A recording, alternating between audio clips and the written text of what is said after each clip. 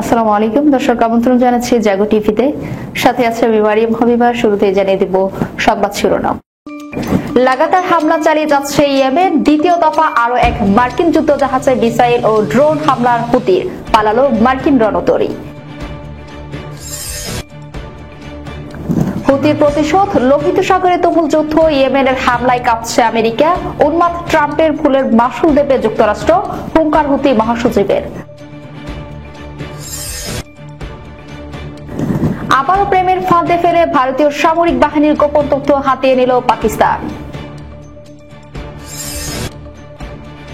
238 জনকে ন্যাড়া করে দেশ থেকে বের করে দিলেন ট্রাম্প, নিন্দার ঝড়। ভারতে বিশ্ববিদ্যালয়ের খোলা জায়গায় নামাজ পড়ায় শিক্ষার্থী গ্রেপ্তার। যুক্তরাষ্ট্রকে উপহার দেওয়া স্ট্যাচু অব লিবার্টি ফেরত চায় ফ্রান্স। সবকিছুই শেষ, কুরস্ক থেকে পিছু হচ্ছে ইউক্রেনীয় বাহিনী। শুনছিলেন সংবাদ শিরোনাম, এবারে বিস্তারিত। হামলা পাল্টা হামলায় উত্তাল লোহিত সাগর। লাগাতার হামলা চালিয়ে যাচ্ছে ইয়েমেন। দ্বিতীয় দফা আরো এক মার্কিন যুদ্ধজাহাজে মিসাইল ও ড্রোন হামলা হুতির। হামলার পর পালিয়ে যায় মার্কিন রণতরী। ইয়েমেনি হুতি বিদ্রোহী 48 ঘন্টার মধ্যে দ্বিতীয়বারের মতো একটি মার্কিন বিমান বাহিনী রণতরী লক্ষ্য করে আরব দেশটির হামলা। সিদ্দিকুর রহমানের রিপোর্ট।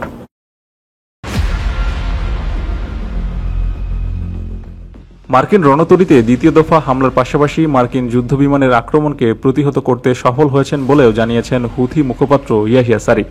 সেনাবাহিনীর মুখপাত্র ব্রিগেডিয়ার জেনারেল ইয়াহিয়া সারি সোমবার সকালে বলেছেন, উত্তর লোহিত সাগরে অবস্থিত মার্কিন বিমানবাহী রণতরী ইউএসএস হ্যারি ট্রুম্যান এবং এর বেশ কয়েকটি যুদ্ধজাহাজে দ্বিতীয় দফা হামলা করেছে। হামলার মুখে আমেরিকান রণতরী সহ যুদ্ধবিমানগুলি সরে যেতে বাধ্য হয়েছে বলে দাবি হুথির। 24 ঘন্টার মধ্যে দ্বিতীয়বারের মতো এই হামলা চালানোর দাবি করল হুথি। সারি বলেছেন, আরব জাতির বিরুদ্ধে সর্বশেষ আক্রমণের প্রতিশোধ নিতে ইয়েমেনি সশস্ত্র বাহিনী ইউএসএস হ্যারি ট্রুম্যানকে বেশ কয়েকটি ব্যালিস্টিক এবং ক্রুজ ক্ষেপণাস্ত্র ও ড্রোন দিয়ে লক্ষ্যবস্তু করেছে। তিনি বলেছেন, ইয়েমেনি সশস্ত্র বাহিনী আমেরিকার অপরাধমূলক আগ্রাসনের মুখোমুখি হচ্ছে এবং উত্তেজনা বৃদ্ধির প্রতিক্রিয়া জানাচ্ছে। সারি বলেছেন, গাজা উপত্যকার উপর থেকে অবরোধ প্রত্যাহার না করা পর্যন্ত হুথি অভিযানের অঞ্চল দিয়ে ইসরায়েলি জাহাজের যাতায়াত নিষিদ্ধ রাখবে।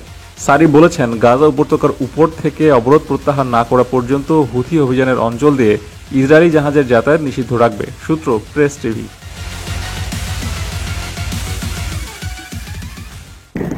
লোহিত সাগরে তুমুল যুদ্ধ, হুতির প্রতিশোধ, হামলায় কাঁপছে আমেরিকা।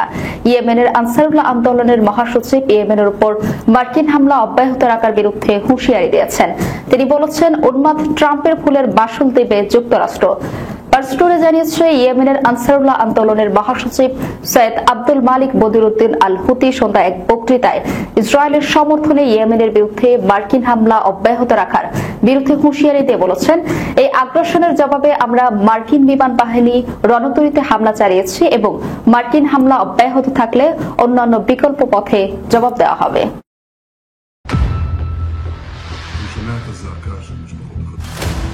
ইয়েমেনে মার্কিন হামলার উদ্দেশ্য হল ইসরায়েলকে সমর্থন ও সহযোগিতা দেওয়া। এই মন্তব্য করে তিনি বলেন, গাজার প্রতি ইয়েমেনের নৈতিক দায়িত্ব পালন থেকে সরে আসতে যে চাপ দেওয়া হচ্ছে তাতে কোনো কাজে আসবে না।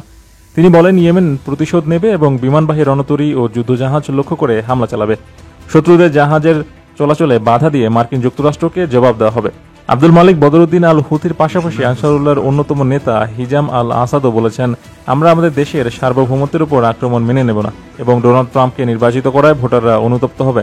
এছাড়াও ইয়েমেনি আনসারুল্লাহ আন্দোলনের মুখপাত্র মোহাম্মদ আব্দুস সালাম এক বার্তায় জোর দিয়ে বলেছেন, ইয়েমেনের বিরুদ্ধে মার্কিন আগ্রাসন আবারও লোহিত সাগরের পরিস্থিতিকে সামরিক সংঘাতের দিকে নিয়ে যাবে এবং যুদ্ধ ছড়িয়ে দেবে। তিনি আরও বলেন, মার্কিন আগ্রাসন ইহুদিবাদী সরকারকে গাজা উপত্যকায় তাদের নিষ্ঠুর অবরোধ এবং নৃশংসতা অব্যাহত রাখতে আরও উৎসাহিত করে। এর আগে ইয়েমেনি আনসারুল্লাহ আন্দোলনের রাজনৈতিক ব্যুরোর সদস্য মোহাম্মদ আল বুখাইতি এক বিবৃতিতে জোর দিয়ে বলেছেন, ইয়েমেনের বিরুদ্ধে মার্কিন আগ্রাসনের কোনো যৌক্তিকতা নেই এবং আমরা তাদের আক্রমণের জবাব পাল্টা আক্রমণের মাধ্যমে দেব। সোমবার সকালে ইয়েমেনি সশস্ত্র বাহিনী এক বিবৃতিতে ঘোষণা করেছেন, তারা মার্কিন বিমানবাহী রণতরী ইউএসএস হ্যারি ট্রুম্যানে সফলভাবে আঘাত হেনেছে এবং ইয়েমেনে মার্কিন হামলায় ব্যর্থ করে দিয়েছে।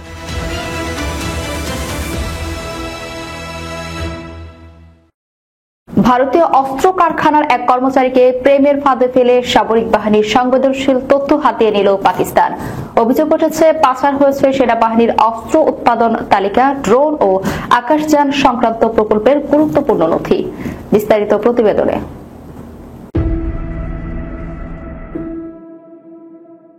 এবারও অভিযোগের তীর পাকিস্তানের গোয়েন্দা সংস্থা ISI এর বিরুদ্ধে। গুপ্তচর বৃত্তির অভিযোগে মূল অভিযুক্ত সহ আরও একজনকে গ্রেফতার করেছে নিরাপত্তা বাহিনী। এর আগেও ভারতের বিশাখাপত্তনম নৌঘাটির তথ্য হাতিয়ে নেওয়ার অভিযোগ উঠেছিল পাকিস্তানের বিরুদ্ধে। উত্তরপ্রদেশের এক সমরাস্ত্র তৈরির কারখানায় চার্জম্যানের দায়িত্বে ছিলেন রবীন্দ্র কুমার। সেখানে তৈরি হতো ভারতীয় সামরিক বাহিনীর এক রাইফেলস রেজিমেন্টের সামরিক সরঞ্জাম। এছাড়াও কারখানাটিতে চলছিল সেনাবাহিনীর ড্রোন ও আকাশযান সংক্রান্ত একাধিক প্রকল্পের কাজ। গুরুত্বপূর্ণ ওই স্থাপনায় সংবেদনশীল তথ্য হাতিয়ে নেওয়ার অভিযোগ উঠেছে পাকিস্তানের বিরুদ্ধে। নারী গুপ্তচরকে ব্যবহার করে তথ্য পাচারের এমন অভিযোগ দেশটির প্রভাবশালী গোয়েন্দা সংস্থা ইন্টার সার্ভিসেস ইন্টেলিজেন্স এর বিরুদ্ধে। ভারতীয় গণমাধ্যমগুলো বলছে, নেহা শর্মা নামে এক আইডির সাথে বছরখানেক ধরে ফেসবুকে যুক্ত ছিলেন অস্ত্র কারখানার ওই ব্যক্তি। ধীরে ধীরে তাদের মধ্যে তৈরি হয় প্রেমের সম্পর্ক, ফাঁসানো হয় ওই ব্যক্তিকে। এক পর্যায়ে হোয়াটসঅ্যাপে অর্ডিন্যান্স ফ্যাক্টরির তথ্য চাওয়া শুরু করে ওই পাকিস্তানি গুপ্তচর। বলা হচ্ছে, হানি ট্র্যাপের মাধ্যমে ওই কারখানার রিকুইজিশন লিস্ট, অস্ত্র উৎপাদন সংক্রান্ত নথি, ড্রোন ও আকাশযান সংক্রান্ত প্রকল্পের সংবেদনশীল তথ্য আদান প্রদান হয় তাদের মধ্যে। এমনকি তথ্য পাচারের বিনিময়ে মোটা অঙ্কের টাকাও দেওয়া হতো ওই কর্মীকে।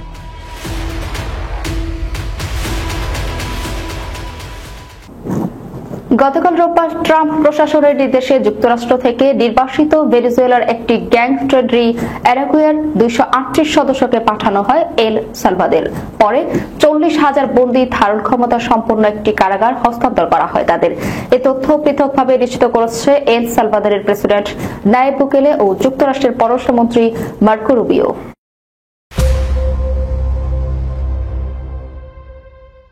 স্থানীয় সময় রোববার সকালে এল সালভাদোরের প্রেসিডেন্ট নায়েব বুকেলে সামাজিক যোগাযোগ মাধ্যমে জানান, ভেনেজুয়েলার গ্যাংয়ের 238 জন সদস্য তার দেশে পৌঁছেছেন।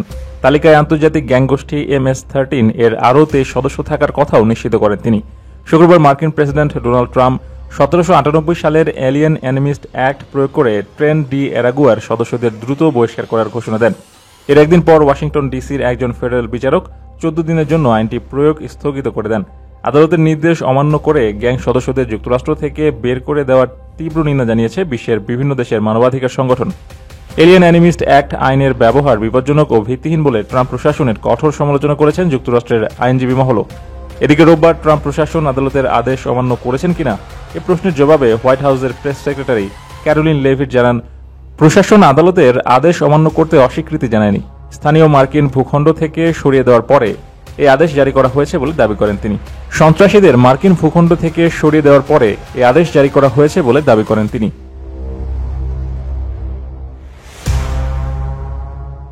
বিশ্ববিদ্যালয়ের খোলা জায়গায় নামাজ পড়ার অভিযোগে ভারতে এক শিক্ষার্থীকে গ্রেফতার করা হয়েছে। এছাড়া বিশ্ববিদ্যালয় কর্তৃপক্ষ ওই শিক্ষার্থীকে বহিষ্কারও করেছে। ভারতের উত্তরপ্রদেশের মিরাটে চাঞ্চল্যকর এই ঘটনাটি ঘটেছে বলে ভারতীয় সংবাদ মাধ্যম NDTV জানিয়েছে। সিদ্দিকুর রহমানের রিপোর্ট।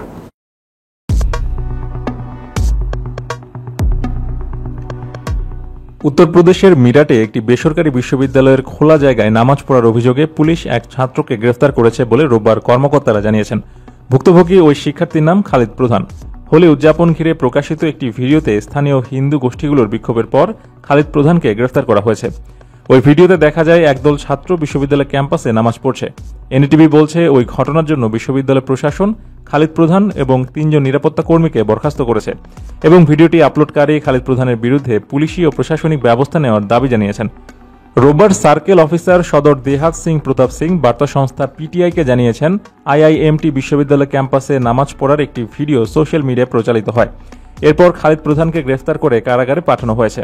এর আগে গত শনিবার গঙ্গানগর থানার SHO অনুপ সিং বলেন, কার্তিক হিন্দু নামে এক ব্যক্তির অভিযোগের ভিত্তিতে মামলাটি দায়ের করা হয়েছে।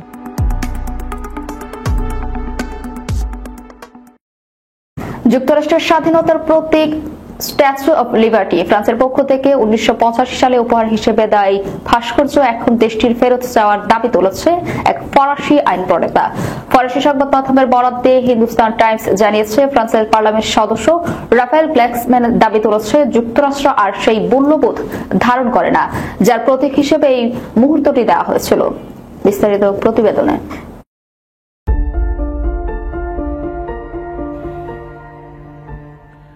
রবিবার এক জনসমাবেশে রাফায়েল গ্লাক্সম্যান বলেন, স্ট্যাচু অব লিবার্টি আমাদের ফিরিয়ে দাও। যুক্তরাষ্ট্রের কিছু মানুষ অত্যাচারীদের পক্ষ নিয়েছে, বৈজ্ঞানিক স্বাধীনতার দাবিতে গবেষকদের বরখাস্ত করেছে। এই মূর্তি যে মূল্যবোধের প্রতিনিধিত্ব করে তা তারা রক্ষা করতে পারছে না। তার দাবি, এই মূর্তি আমেরিকাকে উপহার দেওয়া হয়েছিল, কিন্তু এখন তারা সেই মূল্যবোধের প্রতি সম্মান দেখাতে ব্যর্থ হচ্ছে। তাই এটি ফ্রান্সে ফিরিয়ে নেওয়া উচিত। 1885 সালে ফরাসি শিল্পী ফ্রেডরিক বার্থোলোডির ডিজাইন করা স্ট্যাচু অব লিবার্টি যুক্তরাষ্ট্রে পাঠানো হয়। 1886 সালের অক্টোবরে তৎকালীন মার্কিন প্রেসিডেন্ট গ্লোভার ক্লিফল্যান্ড আনুষ্ঠানিকভাবে এর উদ্বোধন করেন। পরবর্তীতে 1924 সালে যুক্তরাষ্ট্র সরকার এটিকে জাতীয় স্মৃতিস্তম্ভ হিসেবে ঘোষণা করেন। তবে ট্রাম্প প্রশাসনের বিভিন্ন পদক্ষেপের কারণে রাফায়েল গ্লাক্সম্যান মনে করেন, এই মূর্তিটি এখন যুক্তরাষ্ট্রে থাকার যোগ্যতা হারিয়েছে। ইউক্রেন ইস্যুতে ডোনাল্ড ট্রাম্পের নীতি ও যুক্তরাষ্ট্রের বিভিন্ন প্রতিষ্ঠানে বাজেট হ্রাসের সমালোচনা করেছেন গ্লাক্সম্যান। তিনি মার্কিন গবেষকদের ফ্রান্সে কাজ করার সুযোগ দেওয়ারও আহ্বান জানিয়েছেন। এই দাবি নিয়ে যুক্তরাষ্ট্র ও ফ্রান্সের সরকার এখনও আনুষ্ঠানিকভাবে কোনো মন্তব্য করেনি, তবে বিতর্কটি আন্তর্জাতিক অঙ্গনে আলোচনার জন্ম দিয়েছে। সূত্র হিন্দুস্তান টাইমস। ইউক্রেনীয় বাহিনী রাশিয়ার সীমান্তবর্তী শহর সুজদা থেকে পশ্চাদপসরণ করেছে, যা ইউক্রেন ও রাশিয়ার চলমান সংঘর্ষে একটি গুরুত্বপূর্ণ মোড় হিসেবে দেখা হচ্ছে। টানা কয়েক মাসের তীব্র লড়াই ও রাশিয়ার ক্রমবর্ধমান আক্রমণের ফলে ইউক্রেনের প্রধান সরবরাহ লাইন বিচ্ছিন্ন হয়ে পড়ে, যার কারণে বাহিনীকে ঘেরাও এড়াতে শহরটি ছেড়ে যেতে বাধ্য করা হয়। তুরস্ক থেকে পশ্চাদপসরণ ইউক্রেনীয় বাহিনীর জন্য একটি কঠিন সিদ্ধান্ত ছিল, কারণ রাশিয়ার অব্যাহত হামলার মুখে প্রতিরক্ষা ধরে রাখা কঠিন হয়ে উঠেছিল। এই পশ্চাদপসরণের ফলে ইউক্রেন বেশ কয়েকটি উচ্চ মূল্যের পশ্চিমা সরবরাহকৃত অস্ত্র পরিত্যাগ করেছে, যার মধ্যে রয়েছে 10টি M1 আব্রামস ট্যাঙ্ক এবং অন্তত 80টি MM ব্র্যাডলি পদাতিক যুদ্ধযান। এই ক্ষয়ক্ষতি ইউক্রেনের সামরিক শক্তির জন্য একটি বড় আঘাত এবং যুদ্ধক্ষেত্রে ক্রমবর্ধমান চ্যালেঞ্জগুলোর প্রতিফলন। যদিও এটি একটি সামরিক ধাক্কা, ইউক্রেনীয় সামরিক কর্মকর্তারা বলছেন যে এটি বাহিনী রক্ষা ও পুনর্গঠনের জন্য একটি প্রয়োজনীয় কৌশলগত সিদ্ধান্ত ছিল। এক সামরিক সূত্র জানিয়েছে, আমাদের যুদ্ধক্ষেত্রের বাস্তবতাকে স্বীকার করতে হবে। এখন আমাদের লক্ষ্য হলো বাহিনীকে সংগঠিত করা এবং পরবর্তী প্রতিরক্ষা প্রস্তুতি গ্রহণ করা। পরিস্থিতির অবনতি ঠেকাতে ইউক্রেনের president Volodymyr Zelensky major general Andriy নতুন চিফ অফ জেনারেল স্টাফ হিসেবে নিয়োগ করেছেন, যিনি লেফটেন্যান্ট জেনারেল আনাতোলি বারলহিলিভিচের স্থলাভিষিক্ত হয়েছেন। এই পরিবর্তন ইউক্রেনের কৌশলগত অভিযোগগুলোর একটি গুরুত্বপূর্ণ অংশ হিসেবে দেখা হচ্ছে, যা রাশিয়ার ক্রমবর্ধমান হামলার বিরুদ্ধে কার্যকর প্রতিরোধ গড়ে তুলতে সহায়ক হতে পারে। লাগাতার হামলা চালিয়ে যাচ্ছে ইয়েমেন। দ্বিতীয় দফা আরো এক মার্কিন যুদ্ধজাহাজে মিসাইল ও ড্রোন হামলার হুতির, পালালো মার্কিন রণতরী। হুতির প্রতিশোধ, লোহিত সাগরে তুমুল যুদ্ধ, ইয়েমেনের হামলায় কাঁপছে আমেরিকা, উন্মাদ ট্রাম্পের ভুলের মাসুল দেবে যুক্তরাষ্ট্র, হুঙ্কার হুতি মহাসচিবের। আবারও প্রেমের ফাঁদে ফেলে ভারতীয় সামরিক বাহিনীর গোপন তথ্য হাতিয়ে নিল পাকিস্তান। 238 জনকে ন্যাড়া করে দেশ থেকে বের করে দিলেন ট্রাম্প, নিন্দার ঝড়। ভারতে বিশ্ববিদ্যালয়ের খোলা জায়গায় নামাজ পড়ায় শিক্ষার্থী গ্রেপ্তার। যুক্তরাষ্ট্রকে উপহার দেওয়া স্ট্যাচু অব লিবার্টি ফেরত চায় ফ্রান্স। সবকিছুই শেষ, তুরস্ক থেকে পিছু হটছে ইউক্রেনীয় বাহিনী। দর্শক, যাবার আগে শিরোনামগুলো জানিয়ে দেব আরো একবার।